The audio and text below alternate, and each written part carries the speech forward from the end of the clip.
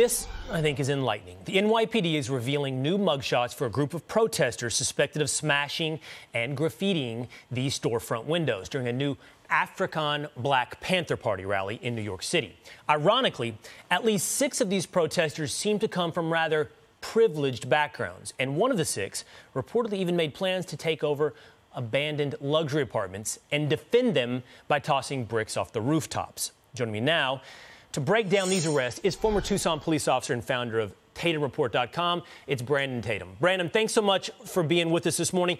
If we can, let's walk through a few of these protesters. Let's look at who they are, what they have done, and the backgrounds from which they come, and maybe we can get some insight into what's going on with these protests. Together, Brandon, let's take a look. This is first Clara Kraber. She's 20. She's from the Upper East Side of New York.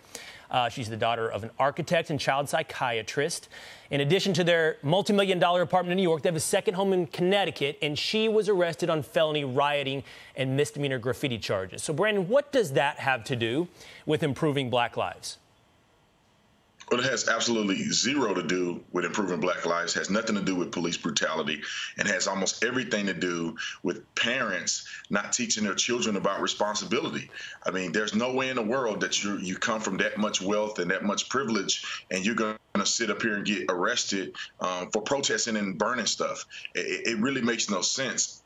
People have to understand this. When you have wealth, somebody worked hard to get to that point, and we're not translating that well to the next generation of these communists who want to destroy everything and think everything should be free. Now, let's take another look, see if Clara was alone. Here's Elliot Rucka.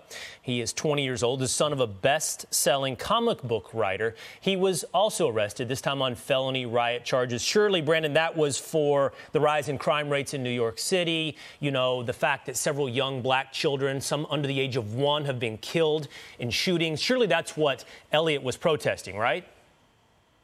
Yeah, I mean, definitely not. I mean, these knuckleheads are not thinking about Black lives. They don't have any statistical data to prove anything that they're doing. Outside of rioting and damaging other people's property, even if they were peacefully protesting, they still have no basis for what they're doing. It makes no sense. They don't have any cognitive understanding of that.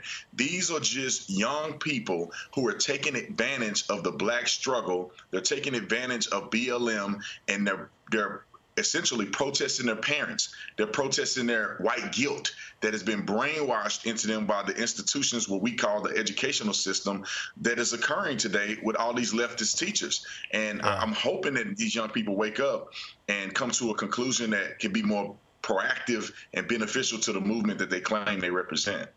Proactive, productive, something more than destroying the neighborhoods where you're trying to make some of the greatest change. They seem to come from places where they know hardship, Brandon. That's what's very clear they're telling us. They know hardship from these privileged backgrounds. Brandon Tatum, thanks so much for your time today.